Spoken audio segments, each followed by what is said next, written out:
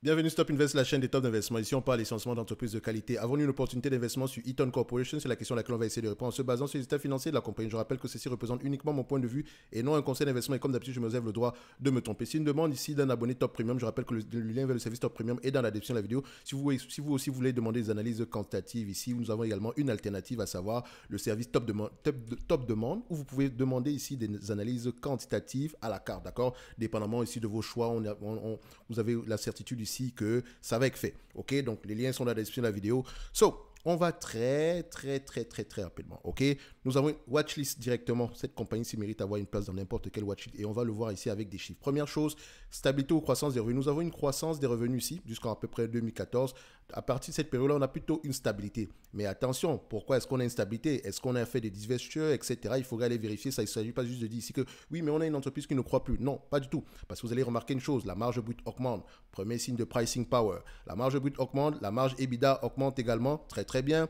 Donc, vous pouvez le voir ici que les deux vont dans le même sens. On aime ça. D'accord? Ça veut dire ici que l'entité a un pricing power. OK? Vous pouvez également voir ici que la marge nette n'est pas en reste, la marge nette augmente, mais on compare ici les free cash flow et net income histoire de voir si les deux parlent le même langage ici. Magnifique, les deux parlent le même langage. Donc on peut prendre ici les net income comme alternative au free cash flow. Comme d'habitude, si je vérifie le nombre d'actions, est-ce qu'elle rachète massivement ses actions?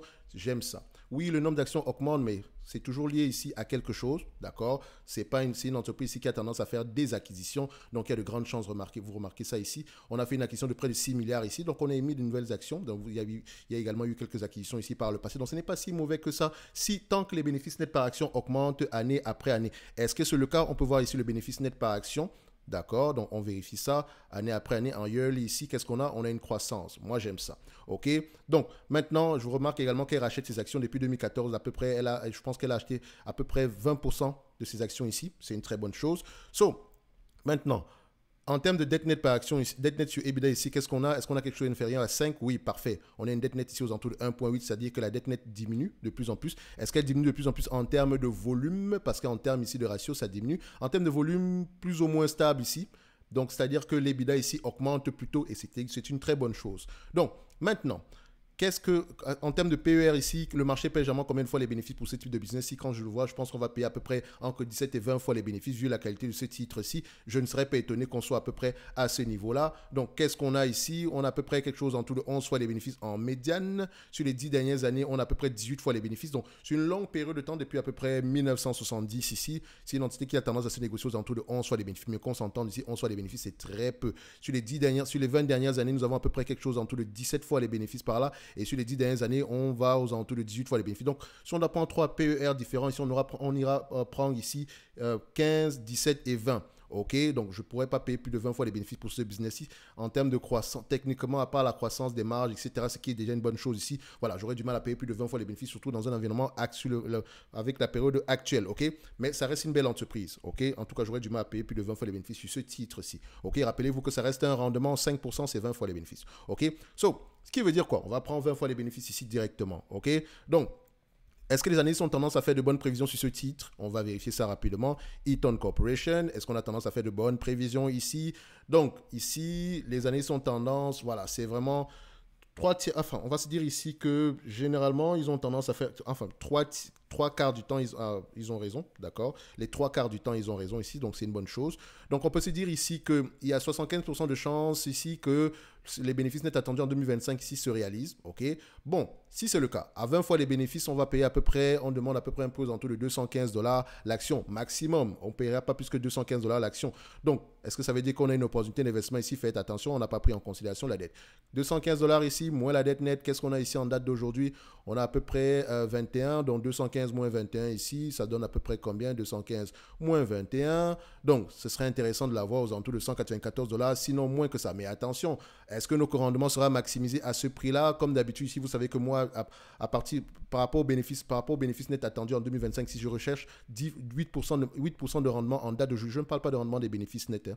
Je ne parle pas de rendement ici des dividendes, je parle de rendement ici des bénéfices nets ou des free cash flow. OK? Donc, mon yield ici sera de combien? Donc, si je veux l'acheter à peu près au minimum 8% de rendement ici, ça veut dire que je devrais aller la chercher aux alentours de 135 dollars l'action par là. OK? 135, donc ça sera déjà une bonne chose. Donc, mon prix à moi sera aux alentours de 135 à moi. D'accord? Donc, ça veut dire que moi, je veux une marge de sécurité. En date d'aujourd'hui, est-ce que je veux dire que l'entreprise l'entreprise est surévaluée. Non, je dirais qu'elle est correctement évaluée si on prend en considération les prévisions sur les 2 prochaines années. Si ça reste assez intéressant. Donc, est-ce que c'est une opportunité? Non. OK. En tout cas, pour moi ici, il y a toujours. Est-ce qu'il y a d'autres alternatives sur le marché? Oui, sans doute.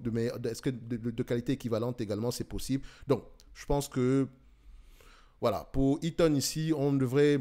Voilà, au prix actuel, c'est juste correct. Maintenant, à vous de voir si ce rendement-là, si le prix actuel vous intéresse ou pas. OK, chacun prend ses propres décisions ici. Pour moi, non, je dirais que c'est une belle entité. Je la mets sur la watchlist ici, mais je ne l'achèterai pas à ce prix. C'est le prix, même si je sais que le prix n'est pas élevé. OK, donc c'est juste un prix correct dont je ne m'attends pas à grand-chose et je suis là pour maximiser ici mon rendement dans le temps. OK, donc pour moi, Eaton ici reste en observation. OK, ce n'est que mon point de vue. D'accord, quelqu'un d'autre pourra avoir un point de vue complètement différent. D'accord, chacun a ses objectifs. Mais ça reste une très belle entreprise à avoir dans n'importe quel watchlist. En date d'aujourd'hui, elle paye un dividende de 1,105%. Je dis toujours une chose, ce n'est pas le rendement de dividende actuel ici qui est intéressant. C'est le potentiel de rendement ici. Dites-vous que c'est un business qui peut vous reverser à peu près, si elle vous reverse à peu près 100% ici de ses bénéfices nets au prix actuel. OK, je dis bien au prix actuel, vous aurez à peu près un rendement de 4%. Donc le plafond de verre est à 4%. Et si on se base ici sur les bénéfices nets attendus d'ici 2025, ici sur le prix actuel, notre rendement ici sera aux alentours ici de 5%. D'accord? Donc elle a la capacité de le faire.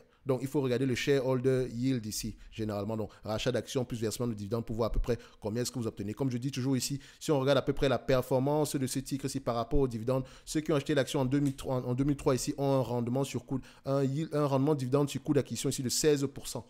Je dis bien 16%. Donc, le fameux 1,68% que vous voyez ici aujourd'hui, certaines personnes reçoivent 16%, ceux qui l'ont eu en 2003. Ça ne veut pas dire que dans 20 ans, ça sera la même chose. Non, non, non, non. Faites attention à vos coûts d'acquisition. Vous pouvez voir ici que celui qui l'a acheté en 2003, d'accord, par là, il a eu cette compagnie aux alentours de 17 fois les bénéfices. Et encore, il y avait une certaine croissance derrière. OK, donc faites très, très attention. Donc, ce n'est que mon point de vue et non un conseil d'investissement. Comme d'habitude, je me réserve le droit de me tromper. N'oubliez pas, en lien dans la description de cette vidéo aussi, vous avez le service Top Dividende. Donc, si vous aussi voulez, pas Top Dividende, mais Top Demande plutôt.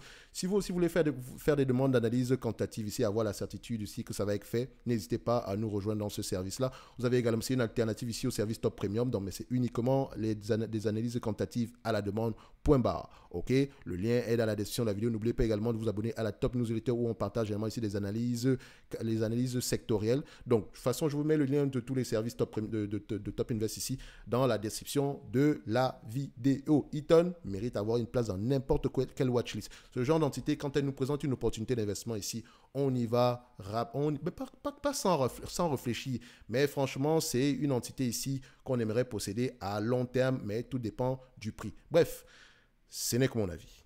Merci. Un like, un abonnement, un commentaire, ça fait toujours plaisir.